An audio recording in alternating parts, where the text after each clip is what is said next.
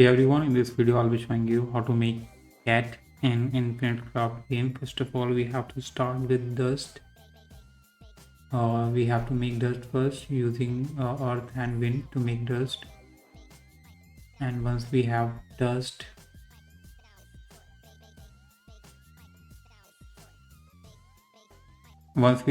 guys, we have to combine with uh, wind to make sandstone.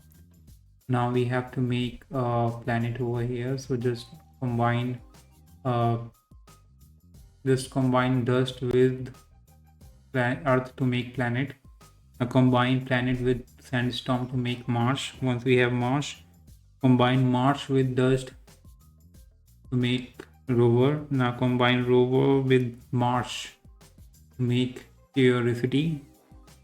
Now curiosity, once you make curiosity, now you just need to combine, just drag dust over curiosity to make cat. So this is how you can make cat. Hope you like it. Thanks for watching. Bye bye.